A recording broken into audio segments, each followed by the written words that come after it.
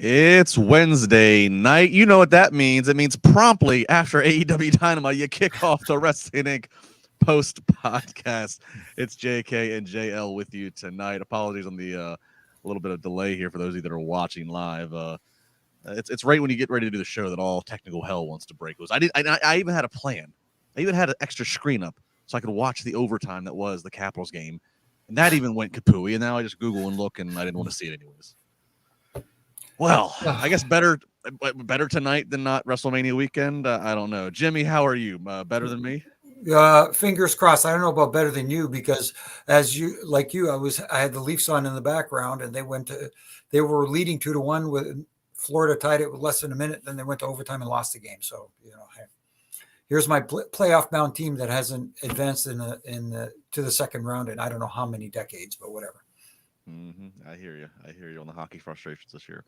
We hope it's going to be a good show here as we try to catch our breath and get maintained and calm down from the chaos behind the scenes here. We will get into some news headlines here in just a moment before, of course, getting into AEW Dynamite. But as everybody's filing in or is waiting for us, and now we're here again. Thank you. Please make sure you hit the like or subscribe button, whatever is appropriate. Leave a comment, share, tell a friend. We got a huge week coming up here as it relates to the Wrestling Inc. podcast. No podcast Thursday night, nothing going on there. But then Friday night, you're going to have one after SmackDown. I don't know if it's right after SmackDown or if they're going to wait and do it after the Hall of Fame as well. You have to check on the site for details there. And then Saturday, Sunday, and Monday, myself and Jimmy all weekend long. Saturday, we'll be joined by Glenn Rubenstein. Sunday, we'll be joined by Raj Giri. Monday, not sure. I know it's definitely Jimmy and I. Jack's not going to be with us. So right. We got a big week coming up. I already got the tea. I got the hot tea lined up to keep the voice strong for the weekend. Don't want to lose that. It's going to be a lot of fun. And Jimmy, you and I kicked it off Monday. We revisit to now. I think you're back on Friday, correct? Yes, I am back on Friday. I'm filling in, and I don't mind doing that because SmackDown is my brand. I'm the blue guy. You are the blue guy. I like the touch of the blue shirt. Yeah. Well, talking about your guys, this one is appropriate to toss to you first. The final name announced for the Hall of Fame class of 2023 for WWE, and it is the one, the only, the late legend, Mr. Timmy White. Tim, legendary referee, also known as Andre's handler, worked backstage as an official in a backstage capacity. He's going in under the Warrior Award, and what that stands for, very appropriate, I think many would say. But Jimmy, this is obviously somebody who's a friend to you, a colleague to you, so please, and again, the first referee that WWE has ever inducted into their Hall of Fame, so opening up a pathway for even yourself one day. So give me your reaction when they confirmed Timmy White. No, it warmed my heart because Timmy, like you said, not only he was a good friend, he was a great colleague, but he was also an amazing mentor to me because we basically, met each other when I started, and he was the one who introduced me to Andre the Giant. Because as you said, he used to, take care of Andre, make sure that everything was okay with him because he had difficulty traveling, obviously with his size and stuff like that. He was his manager, so to speak, legit. And, but I don't have enough good words to say about him. And I don't know if there's anybody on the planet that could say a negative thing about Timmy White. Timmy White was a great human being. But most of all, he was great in giving to others as well, and especially to me. He was very instrumental in helping me develop into the referee I became, hopefully, following in his footsteps as best I could. And, and so many other roles. And even, one thing that people didn't know that before I left WWE in 2009, I was slowly being mentored by Timmy on the backstage aspect of what he did. Because I was, looking in the future, and he was eventually looking at transitioning me over to helping him. Because not only did he do the agent thing backstage, but he helped settle up with the building after the house shows and stuff like that. And he escorted talent on signings and appearances and stuff. Oh man, well, I hate to say deserved, earned, all of the above. Man, it just. I'm almost at a loss for words. I feel so great about this. It's amazing. No, that's awesome. I don't recall if they said this in the announcement. Do we know who's going to induct him, and then who would accept the award on his behalf? I don't even know. Does his family still? I don't even know who would be options. I honestly, I wish I could tell you because, he unfortunately passed away last year in Orlando, as someone from the Northeast and stuff like that. I wish I knew, but at the same time, it's going to be nice right now, a bit surprised to see who is going to be the one to induct him into the Hall of Fame and who will be accepting for him. Boy, I wish he could have put a book out. Oh, my goodness. Yeah. I mean, just a book of Andre stories. It didn't have to be about anybody else. Just an Andre story book. See, I got along with Andre terrifically because Timmy White put me over to him. Do you know what I mean? Timmy was the guy who said, "Hey, Jimmy's a good guy." I remember the first time I had to go pick him up at the airport here in Toronto when Jack hands me the keys to his Cadillac, says, "Go pick up Andre and Timmy at the airport." And I'm like, "Oh, you don't want to act too surprised," but I didn't know how to expect it. And, but, oh man. Again, couldn't be happier. Yeah, well, that's going to be it's another added excitement to the Hall of Fame this Friday to again recognize the first ever referee in the Hall of Fame, and he was he was a name that we threw out a few weeks ago when this was being speculated, and hopefully he's not the last, because there certainly are many other deserving brothers in stripes. Moving on here with the news, again, you can find all these headlines on WrestlingInc.com.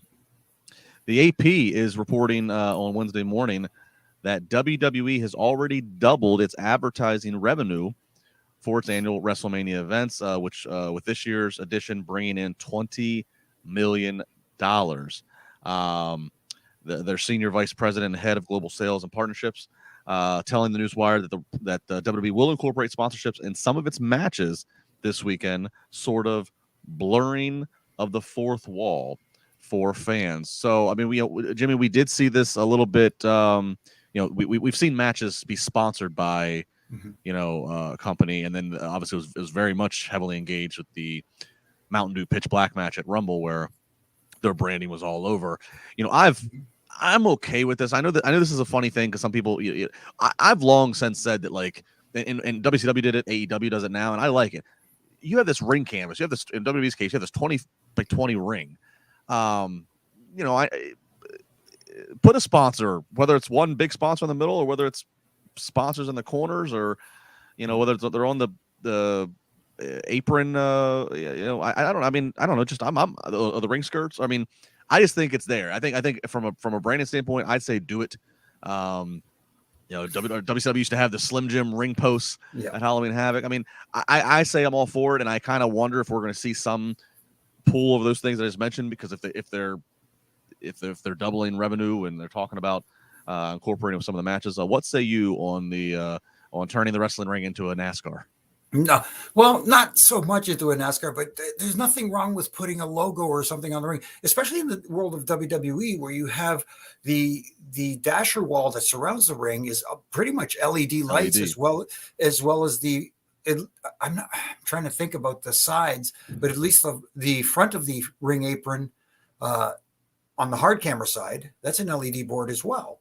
So you can flash the logos there of the sponsors, like you mentioned the Mountain Dew Pitch Black match. Yeah. You could put the Mountain Dew logo on the LED board or something like that, and I'm okay with it because you see it in UFC, you see it everywhere that there's sponsorships. Yeah. Even on the fighters' tights, when you see the fighters fighting, you know what I mean? They got logos on it. So I don't think it's that big of a deal. Some people say, wow, it looks too like you said, NASCAR-y or Carney or whatever. No, it's business. That's to me, right. To me, it kind of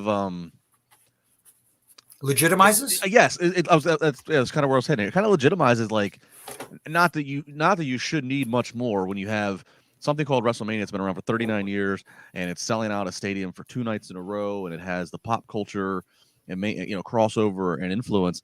But if you needed any bit more, I mean, I think when you have major sponsors being flashed around on it, just shows you that things you might not know in the boardroom. It just shows you how how in demand the brand is, and how influential the brand is viewed Right. in the entertainment industry. So, Mm-hmm. yeah, I mean, so good And on especially WWE, 20 and names. especially now, you look at it, with all the talk about WWE possibly being for sale, potential suitors now are looking at this and going, "Hey, Yeah, this is a hell of a business venture that we could get ourselves into." absolutely. Absolutely. Well, speaking of WrestleMania and speaking of just just WWE in general, Nick Khan making the media rounds, and he was on the Herd podcast with Colin Cowherd, and he kind of talked about, he had some interesting comments, and this really jumped out at people with creative. He said, if you said now, where's the creative team with the process? They're months ahead of WrestleMania. Obviously, a huge focus on Saturday and Sunday to make sure we can execute what the plan is, but they're months ahead, and they know they know that's the way it should be. 52 weeks a year, 3 or 4 programs a week. If you're not months ahead, you're going to get caught. All of that makes sense, what he's saying, Jimmy. I would say if he says this a year ago, we probably are scratching our heads a little bit because, it seemed like things were constantly changing and maybe, long-term consistent direction wasn't always there. But it does feel, I don't know about you, I don't know about months ahead for every single character, every single storyline, but it does feel like they are generally a little bit more organized. We're not hearing about frantic late rewrites minutes before we go live. Yeah, that I totally agree with. And you say months, well, he didn't specify how many months, too. Yeah. But at the same time, look, this is the wrestling business, and what do they always say at the bottom of the card when you read it? Card subject to change. And things can happen. This is so unpredictable, where somebody, God forbid, gets injured and can't perform at WrestleMania, or something else happens, that alters a plan. But at the same time, you have a general direction, a general plan you want to go in. And usually, if you do business the right way, when you're thinking, you have a backup plan. Yeah. So, but you're right in the sense that things seem to be heading in the direction that they have planned to. There may have been like a couple of little things, like with Lashley and Brock and that sort of stuff, that may have changed from the original planning. But for the most part, it looks like they're going where they want to go. Yeah. Yeah. So lots of hype surrounding WrestleMania, as you would expect. And again, Jimmy and I will be here all weekend long on the Wrestling podcast. There's going to be some late nights because it's just by the nature of sometimes the length of these shows. And then it's a good problem to have. But as I recall from last year with Mania, we just had super chats all over the place. So a lot of people wanted to get involved.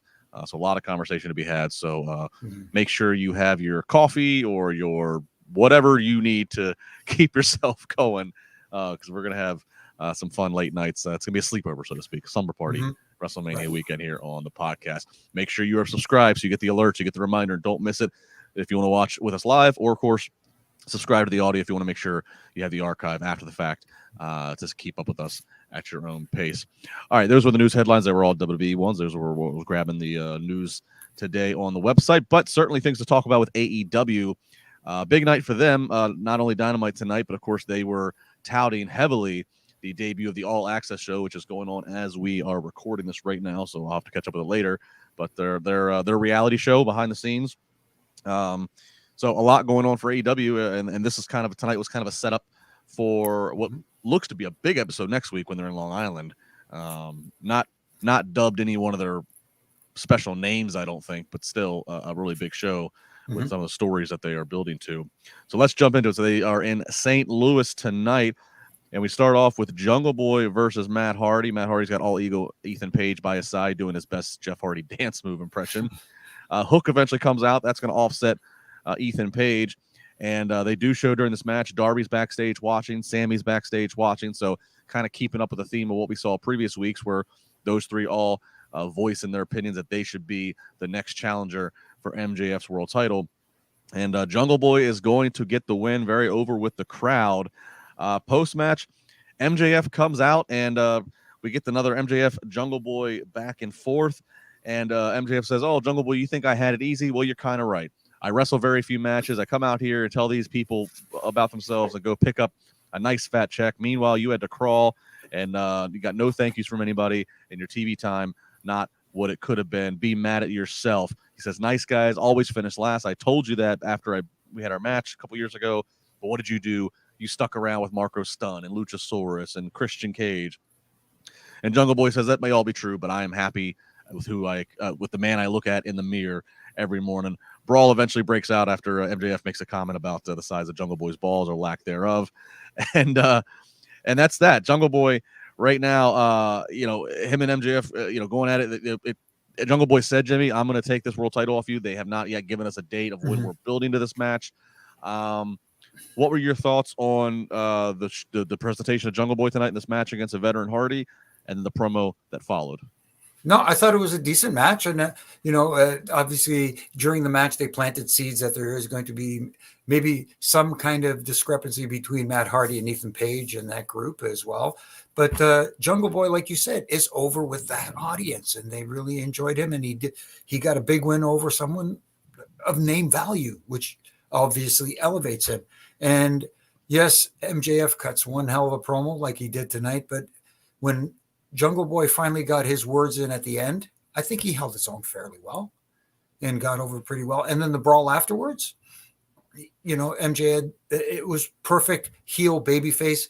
People talk about, times have changed, but in certain areas, times don't need to change. The babyface got the upper hand to the delight of the crowd. MJF got booed like he's supposed to, and it worked. And now people are looking forward to this match.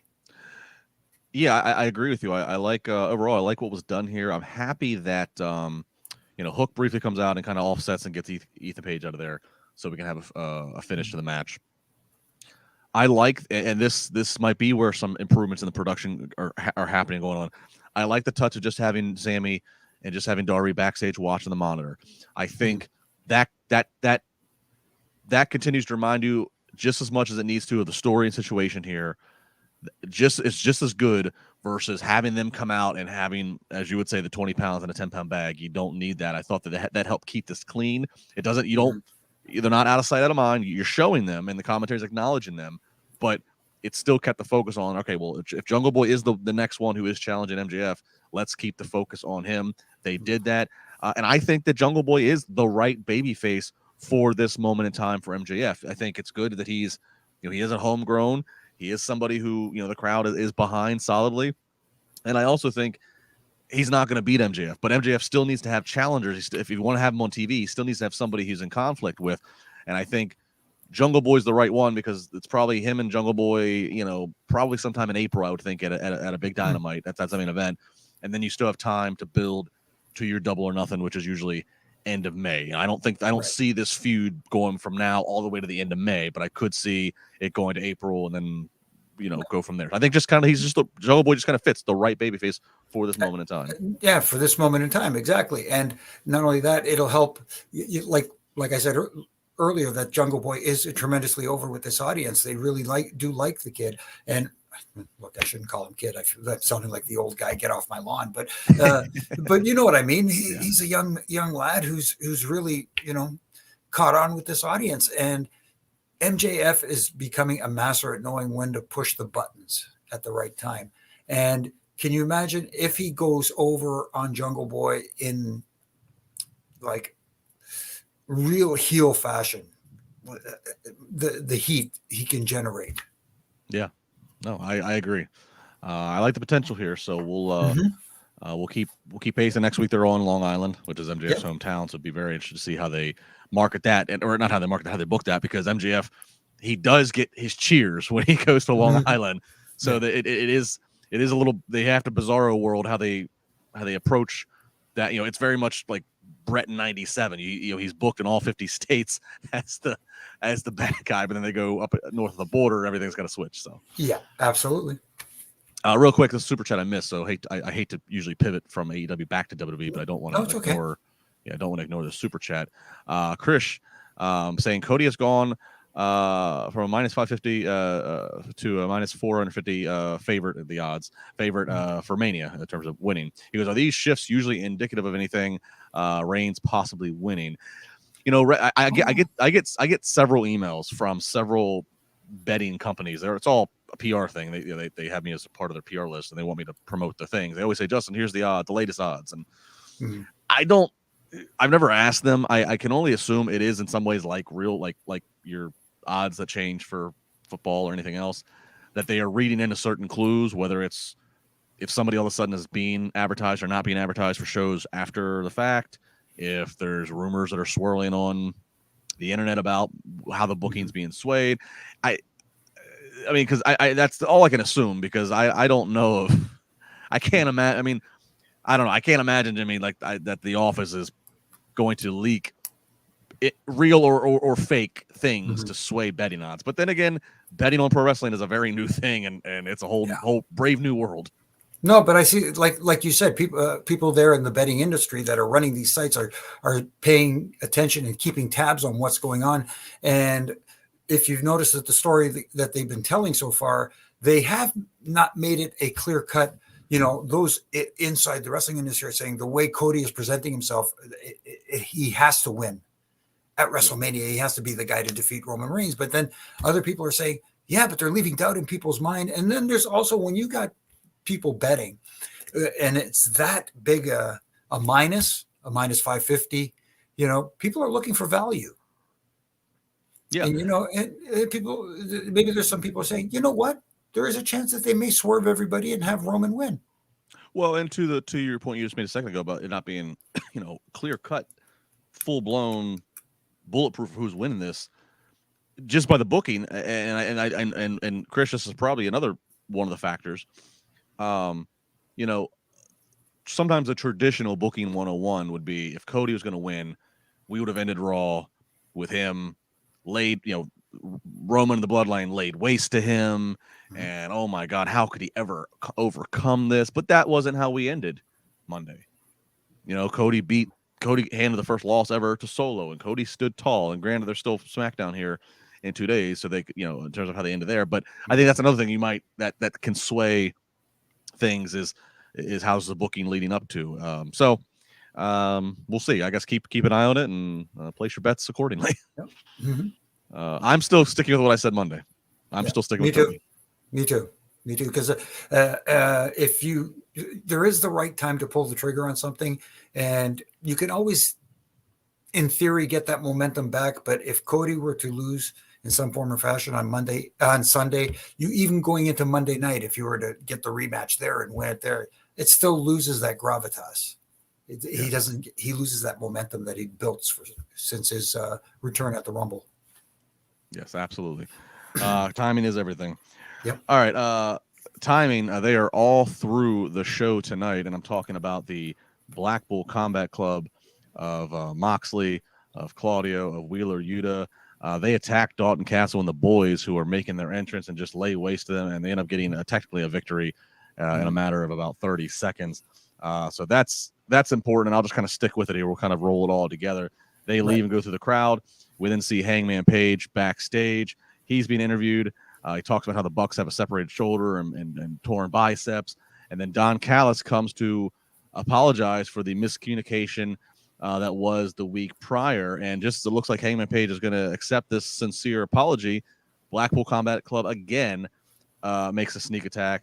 They attack Hangman Page, and then Moxley gives a punch to Callis, who Callis then takes a bump onto the concrete, but it looked like there was other equipment and stuff around him. Mm-hmm. Callis starts bleeding profusely. Jimmy, you've been around a lot of blood. You've been around it the hard way. You've been around it the gimmicked way. Just by the timing, where the blood was coming and everything, I think Callis legit took a bump and landed and hit. I don't whether he hit the floor or he hit the base of one of the road cases, something, because it was just gushing out of him, but it was gushing out right about at his eyebrow, and you don't really, that's not traditionally where you blade yourself. No, I think that was not intentional. Let's put it that way. And man, did he hit the spot. That's for sure. Because like you said, it was a gusher. And when you have equipment around like that, sometimes you have to be cognizant and, like, again, not to make this about me, but I've accidentally knocked myself out taking a face bump where my hand slid out and my chin hit the floor and boom, stars. Yeah. But, accidents happen, and that's what it looked like. But it just, I could just imagine the jokes that it was because it was Mox who gave him the shot. I could just imagine the jokes flying that, oh, finally someone else is bleeding thanks to Mox. Well, that's what I actually ended up I rewound it a few times because of that same thing. Because it was so much. It was almost like comical how much blood it was, Mm-hmm. and I'm like, and Moxley's obviously been the center of a lot of whatever this week, mostly defending AEW, but like, I was like, this isn't some kind of inside rib on him, is it? But I kept watching. I'm like, no, I'm like, I think Callis just took a bad spill. If it was an inside rib by Callis on him, then hats off to him because you got us. Yeah, I don't think it was. I think, but it added to the segment. It added to the brutality because let's continue on. The Blackpool Combat Club, just absolutely running roughshod through the show, and that brings us to the next match, which I'm gonna, no disrespect to the match, but the match is kind of secondary. And in all honesty, it's Kenny Omega who now has to go to the ring, having heard that Hangman's been attacked, having heard that Callis has just been busted open. He's going to defend his IWGP United States Heavyweight Championship from New Japan. He's going to defend it against Jeff Cobb.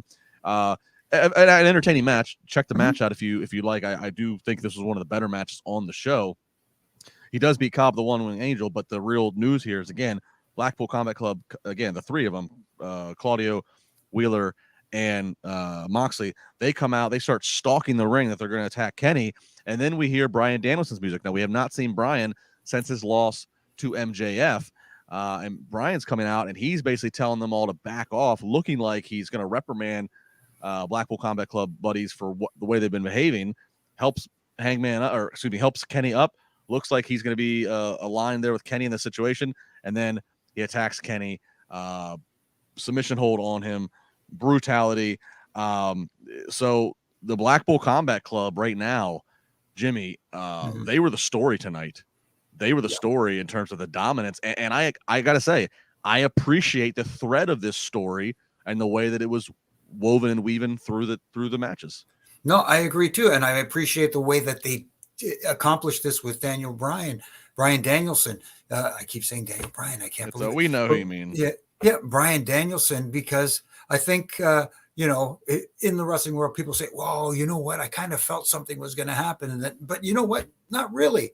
It looked like he was there to kind of calm things down, and when he did turn, I thought it was very well done. I thought it was, one of the stories, like you said, a continuing story thread. Now the Blackpool Combat Club is back, reunited, for lack of a better term, because we haven't seen Daniel Bryan for a little bit. Yeah. So say that. And it certainly sets up, I mean, it sets up, I guess the inevitable, right? It's the four of them from Blackpool Combat Club against Kenny, Hangman, and the Bucks, bringing and they've all been at odds in some. So this really does, start to build towards a compelling payoff.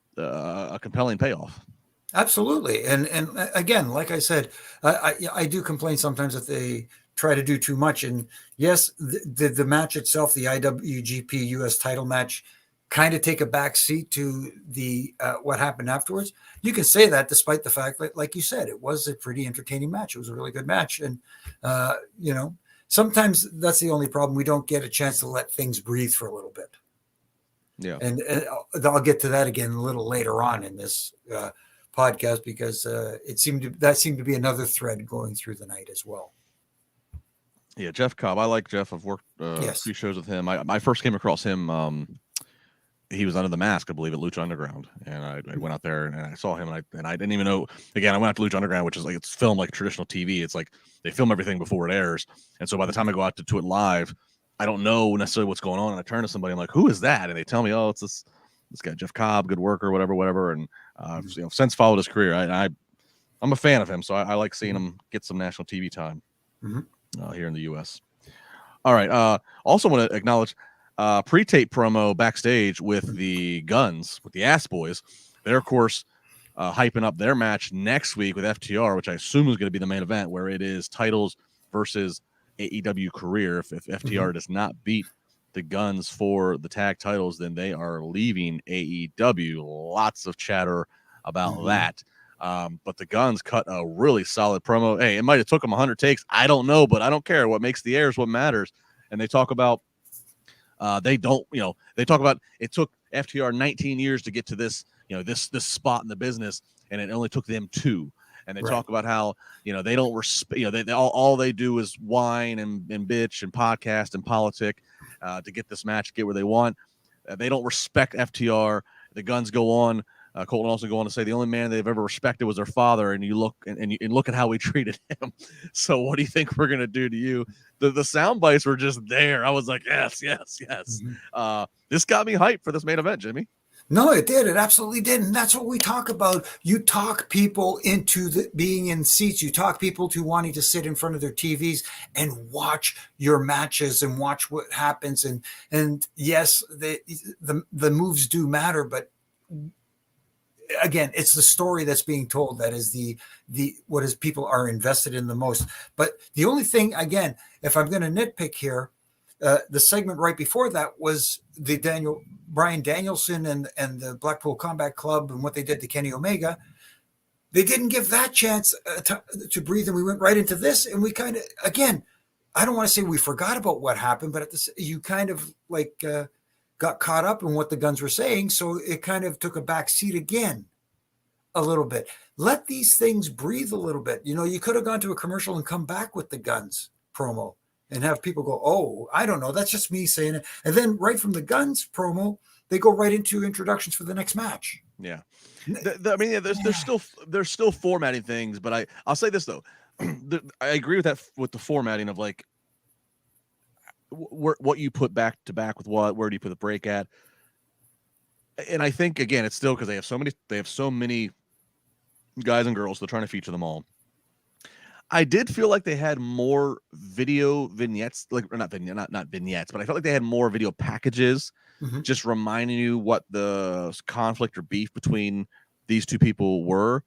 However, I didn't feel that it was as chaotic. Like I said to myself, I don't forget where it was, but they had showed one by the time we got the second hour. I'm like, man, we've had a lot of video packages, but I didn't feel overwhelming. Where in the past I felt like so I don't know. I'm not sure. Maybe my immune system is just building up to the volume of their content. I'm not sure, but I thought they did a pretty good job trying to at least just catch the people up on some stories. But I don't know. No, but that I agree with. They did a good job in their video packages tonight. It's just for me the placement of them, and again, letting moments breathe, especially big moments.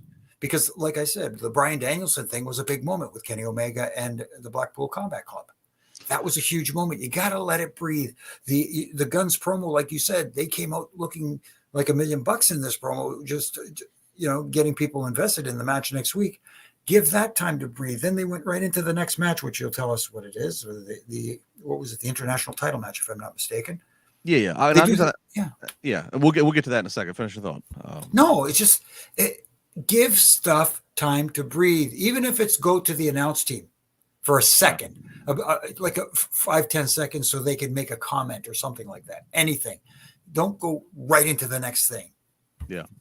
So let's stick for a second with this Guns FTR, because like I said, it's for the tag titles. It's likely the main event, I believe, next week, and this is the last time you and I on the air will talk about AEW until we get to this time next week, which will at that point have known what the result is. Last week I said I think FTR is staying put. I think that they're leaning into the rumors that not even rumors. They've been vocal and said that they're at least a contract with AEW ended in April. We don't know if they've re-signed another one. That's part of the mystery here. But so that they're kind of leaning into that by putting their AEW careers on the line. Mm-hmm. But you're putting a very newly crowned Guns tag team titles on the line. Right. I mean, I still kind of lean towards FTR's not going anywhere. They're kind of working us with the news that Tony would probably just rather not even have them on TV, kind of out of sight, out of mind, versus putting them in a main event if they're getting ready to leave. But then again, I also believe in the traditional kind of theory of sometimes there needs to be squash matches, have your featured star get over big. Mm-hmm. We've seen AEW doesn't necessarily fall into that as much. They like to give the person who's very under a lot of time to shine. And so on that theory, I could see Tony saying, all FTR, I like you guys, go out there and give us a hell of a main event, and then, nice working with you. Like, where do you stand? Where are you? Right? Make your official prediction here. Yeah, if they were leaving, I get making a big deal about it. Like, I get the stipulation. Let's put it that way in the match. But then again, like you said, do you want it to be featured? You don't want to feature it as the big, we caused these guys to leave. You know, that sort of thing. I'm conflicted. I really am, on how to deal with this the proper way. For me, if they were to leave, if they were leaving, I personally wouldn't feature them on television, as especially in a main event spot. Well, and especially if, like, and we don't know as much about AEW contracts. Like, we know that Tony tends to let them naturally run out. He tends to pay people versus WWE, who will cut you at any point if they choose to. But if it would especially be a choice if you have FTR in the main event on next Wednesday, and if their contract does naturally run out days later, and they in theory could show up on WWE the week later, versus if like FTR wrestles on Wednesday, but there's still like a 90 days or something. If that's the case, maybe you can understand a little bit, because now they got to go away for 3 months and whatever. Right. It's not as fresh in people's minds. But yeah, I mean, if they are in the main event of Dynamite on Wednesday and show up on SmackDown 2 days later to challenge Kevin Owens and Sami Zayn, who I think will be the tag champions by that point, that would be a hell of a choice by AEW to do that. Yeah, see, you run a big risk of elevating a talent that's leaving. Yeah, but you know, again, it's all different theories, and Tony has proven he has his own mind of how he approaches things. Maybe if FTR is if FTR is leaving, maybe his thought is, I have this really good tag team. They've made their choice to leave. I can't change their mind. Let me have them make this young team who's not going anywhere for a while, and the Guns, make them look like $1 million. Which they can do. FTR is, if you want a team to make the Guns look like $1 million, the FTR is the right team to do that. And you know, we often hear, like you said, the rumors, FTR's relationship with Triple H, who is now in charge of creative. So, hey, you never know. You never know. At least it's got people speculating and talking. Yeah, I mean, look, this main event, this one of the bigger main events I can remember that I'm kind of we're 7. I haven't even finished doing the review of tonight's episode, and I'm already trying to jump to next week's episode. So that's good for them. Yeah, good for them. So I'm still going to stick by FTR staying, but I would not be going on. I don't know what the odds are. Yeah, exactly. I wouldn't bet on it. I'm not betting on it. Right. I'm not putting any money on that at all. All right, we do get to the to our Orange Cassidy versus the Butcher match. All right. Well, here we go. Here's my refereeing complaint to the referee. Okay. So Butcher and Blade attack prior to the bell. The ref throws out Blade. You're out of here, pal. The old MLB umpire deal. But then later, Blade comes back in to attack. But then here comes Chuck and Trent. They come out to use the same weapon to even the odds. Ref doesn't see it. Ultimately, Orange Cassidy wins. Going back to the throwing out, like, if this referee, I think his name's Stefan, if he has enough common sense to just go ahead and throw out the extra person who's causing problems, why does not every other referee just do that anyways?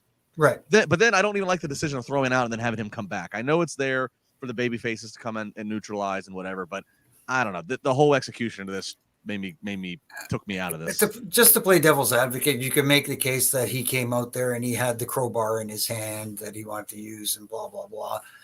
So in that sense, you could at least sort of make a case for it that kind of says, hey, since he's hanging out with a crowbar, he's out of here.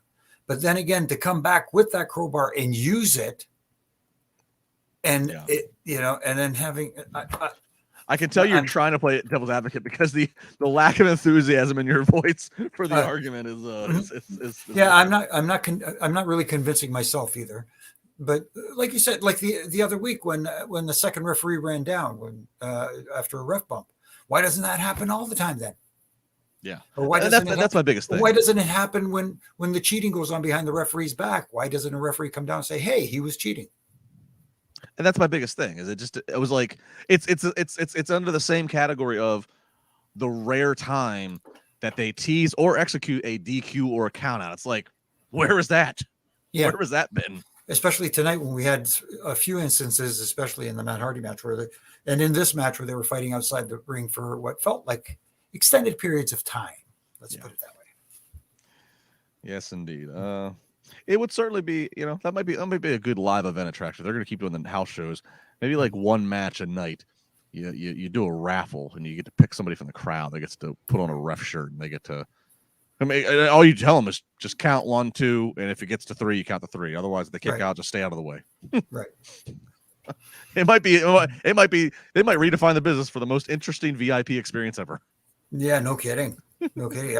Trust me, I want to be there live to witness that. Oh, I know you do. All right, it's about 9:26 p.m. Eastern time. You know what time that means? It's not Vader time. It's time for the women's match. Willow Nightingale up against Ruby Soho, of course, as part of the Outcasts. She's got Saraya and Tony flanking her. This match is actually pretty entertaining between the ladies. So my sarcasm to the time slot aside, match is entertaining between the ladies. But we ended with a roll-up after a distraction. Whenever there's been a lot of delay, whenever the AEW video game comes out, I expect the roll-up finisher to be the highest rated finisher in the damn game. No kidding. Roll-up finisher. And then Riho and Sky Blue, they come out to try to even up the numbers, but they still can't do so. They're still outnumbered because Willow's incapacitated. Then Jamie Hayter comes out. That betters the numbers and evens things up. That gets the Outcast to run off. And Hayter and Riho have a little bit of moment of respect. That is a match next week. Riho is going to try to get her second world title win, AEW Women's World Title win, on Jamie Hayter. Jimmy, several different elements to unpack here. Yeah, for the most part, it was an entertaining match, but a lot of the referee distraction with a lot going on behind the referee's back, and it was not creative at all. It was so just, hey, turn and look at me and argue with me or whatever while all this goes on behind my back. That's the kind of stuff. I like the idea of the Outcast versus I guess, for lack of a better term, homegrown talent, so to speak. That's what they're going for. Yeah, I don't mind that idea. I just, right now, I'm not enjoying the execution of how this is going. That's all. Yeah, it's I feel like this is another one where I feel like this is one of the rare times where AEW, and the fact that they don't do monthly pay-per-views like a WWE would, it's one of the rare times where it does kind of like, I feel like they know what they want for the Outcast to do come Double or Nothing. I feel like we're building towards something. Jamie Hayter's over. Britt is over. So I feel like that, and I feel like there's something with like a big showdown of the Outcast versus the AEW homegrown that they want to get to, but they just have to kind of kill time. Right. And I don't mean to be disrespectful to Riho. I know that. I don't know. She's a talent, but maybe it doesn't translate always to the American audience. But no disrespect to her, but it's like, all right, her versus Jamie Hayter next week. I'm not compelled. I'm not compelled at all the way I am for FTR's tag match. So I feel like we're kind of stalling. Is what I'm getting at here. Yeah. It just feels like it's there. Yeah. It's there. It's there. All right. Well, what is there to talk about is the main event that they were building to. Is Adam Cole, baby, versus Daniel Garcia. This is Adam Cole's first match back in the ring since last June, I believe, like 276, 296, something like that, days since his last match. And as they should in this match, a lot of focus on his health, on ring rust, on is he 100%? How's his neck? We're doing pile drivers. We're doing things that could, Taz is given an anatomy class on commentary of what affects what. But I think these are all things that should be done. To make this an interesting, to tell that story, to help narrate this story. Ultimately, he hits the Panama Sunrise and then hits that boom knee to the back of the head, gets the 1, 2, 3. Britt comes out, kiss and embrace, confetti, all the ballyhoo. All fine because they're all lining right into it. And minutes later, we're going to kick off this all-access show, which Britt and Adam, at least for this first episode, are heavily featured, so they were advertising. So that all made sense. But then Jericho's music hit. Jericho comes out, wasting no time, not singing a song or nothing, pulls Daniel Garcia out of the ring and is helping Garcia out to the back, but keeps glaring at Adam Cole, foreshadowing that this might be the next feud for one Chris Jericho, Le Champion. Chris Jericho and Adam Cole. Is there a microphone that can handle that much charisma in the promos, Jimmy? No, I am so looking forward to that rivalry because Adam Cole has the potential to be the top babyface, and Chris Jericho is just. We all know what Chris Jericho can do. One of the goats. Yes, absolutely. But again, here we go with letting moments breathe. I understand you want to plant the seed for Jericho versus Adam Cole in the future, but you have this feel-good moment leading into that all-access show. Let that breathe. If you wanted to show Jericho backstage briefly, like we saw earlier in the night when we saw, Darby Allin watching the monitor, maybe show Jericho while all the streamers are coming down on Britt and Adam Cole, him watching it going, yeah, just show it for a brief second, plant that seed. But to have him come out and do the entrance and the whole bit took away from it. Even the announcers had to say, let this not take away from the moment. That's true. The announcers even had to say it. You know what I mean? So again, just let things breathe, go out. They did go out on a high note, but they didn't need that. I'm gonna play devil's advocate back to you. I'm a little torn on that. I get the logic that it would be perfect synergy to have him go confetti explodes, him and Britt kiss, credits roll, and then we go into the reality show. Totally. But I will say that because I apply the same logic to Raw, and I know if we come under fire if we're not criticizing or critiquing WWE and AEW equally. I come under the same thing with Raw when we watch Monday nights, where and I do think that the creative has done a pretty good job this overall. It's like you get this main event match, and sometimes I'm like, why is this the match in the main event spot? But then they have something, whether it's like a return, whether it's a swerve, whether it's they do try to give you something to kind of slightly cliffhang off of. And so I appreciate that AEW kind of did this. They didn't just go off with just the generic kiss and a confetti, where they at least gave us a hint. And it wasn't, there was no fighting. There was no, we got to rush out there and you got to cut a promo now. They kept it simple. Just a glare from Jericho, just to tell you, keep an eye on this. So I'm okay with it. I get that. But when Jericho came out, whose music played? His. Yeah, exactly. Interrupted the moment. Yeah. Like I said, if you do, you could still plant that seed on television by just showing that backstage, quick little backstage thing of him watching the monitor going, and that's it. And your television audience sees that. Obviously, the live audience won't see it. All right. So booking compromise, because we do have the live, even though this is not the end of the night for the live audience, because then they get Rampage tape. Compromise, keep Adam Cole's music playing, keep the kissing going on, keep the confetti. Jericho just appears at the top of the stage, stares him down. This now live crowd can see Jericho, but we still keep the moment going of Adam and Britt with Adam's music playing. That is fine too. Yeah, I mean you still have that moment, but then like you said, you have Adam's music playing. You have them almost not notice him there, if that makes sense. Just. And if they do, just ignore him. Yeah. And that pisses him off even more. Yeah. You know what I mean? You can play with that. You can see there are other ways to do it other than coming down and interrupting and playing his music. And especially, like we said, you got that other show that you're trying to promote, I don't know. I just, sometimes I haven't said it yet, but you mentioned it, the 20 pounds in a 10-pound bag. They overthink things sometimes, and when you keep it simple, sometimes it makes more sense or it comes off better. I wouldn't task. I don't want to task this on anybody because I know it's already a burden on WWE on Mondays. But AEW almost needs a third hour of Dynamite just to, sometimes to get it all in. I hear you, Jimmy. I think we just need to find some people to buy a company and just let us book. You and I just civilly worked out the booking right here. We'll sure. we'll solve all the booking problems. Hey, Dwayne, can you call him up? Can he make a bid? Could he put in a bid for WWE? What's Vince want? Like $6 billion? What's he want? Hold on, let me call DJ right now. Just hit him up. You and I will have the pen by May. We'll get this all figured out. There you go. Why is that? Have him throw another 6 out there. We'll buy the Washington Commanders football team. They're for sale right now too. Right. We do great. Call Arda. We'll get Arda in the room.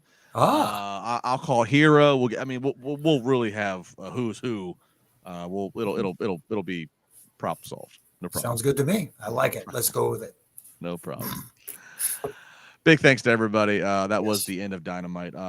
Again, overall, I mean, look, that's what these things are for. We're supposed to critique certain things, but I think actually this Dynamite, while again it was kind of a setup to what I feel like is a pretty big episode next week, I thought this Dynamite was pretty well done, big picture, and we highlighted those. I thought the Blackpool Combat Club story, again, we mentioned at the beginning, like, they could have jumbled it up with other baby faces, but they kept it to just Jungle Boy out there with MJF. This was one of the better Dynamites in the recent, month, I think, in terms of execution and presentation. I thought production, there's little things I didn't even bring up, and I'm not going to rehash and go back to segments, but production was cleaner in a lot of elements. Yeah. The video packages, the video packages were an improvement tonight as well. Like you said, overall, it was fun. There was a lot of good stuff they can hang their hat on, but at the same time, there's still other stuff that need to be screws tightened. Yep, growth continues, and I don't know if we talked about it last week.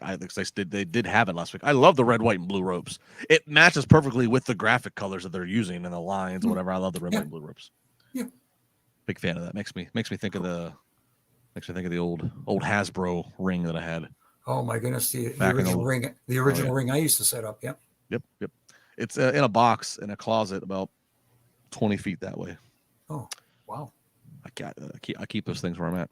Nice. It's a classic. All right, that's gonna do it tonight for the podcast. Again, thank you to everybody who's been with us Wednesday nights here live. Again, apologies for the delayed start we had earlier. Technology, what are you going to do? Again, do all the things, comment, like, share. As always, tweet at us at Justin LaBar, at Jimmy Korderas. Where in the world are you when you take this podcast in? And please make sure nothing Thursday night, but Friday night, Jimmy will be on after for SmackDown podcast, and then Jimmy, myself, and either Glenn or Raj or whomever, Saturday, Sunday, and Monday night. It is going to be an exciting weekend. It's the best week of the year. It is WrestleMania week. A lot to talk about, a lot to be excited about. It's going to be good times. Jimmy, give people the plugs. All right, the absolute plugs. You can find me here on Mondays and Wednesday nights with my good friend Justin LaBar and Triple J on Mondays, and we usually have Issa on Wednesdays. And this week you'll be seeing me on the SmackDown version with Glenn. And again, after WrestleMania both nights and Monday night, it's a heck of a long weekend. Let's put it that way. And then you can catch me on all my social media platforms doing my Ref and Rant from Monday to Friday. And this week on the Reffing It Up podcast with my good brother in stripes, Brian Hebner, RJ's got us the Olympic gold medalist who won a gold medal with a broken freaking neck, Kurt Angle. Oh, it's true. It's damn true. We had a blast catching up with Kurt. It was awesome. Oh, that sounds great. I'll be sure to check that out. I'm at Justin LaBar, and I thought that I was going to tell you'll see me next Saturday night after WrestleMania Night 1. But breaking news as this podcast has been going on, as I'm getting texts, it looks like tomorrow, Thursday morning, 10:30 Eastern time in the morning, I'll be back on Busted Open to help preview WrestleMania. So I'll talk to all of you Thursday morning.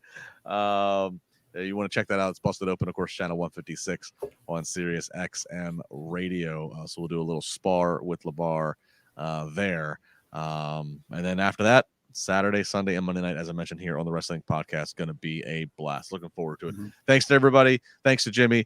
Everybody, again, tell a friend, share. A lot of craziness going on in the world this week. Let's share, just be kind to each other, and all enjoy something that we all revel in, which is our wrestling fandom. And let's let that overcome all the other negativity that's going on. Yes. Have a good night, and we will be back on Friday.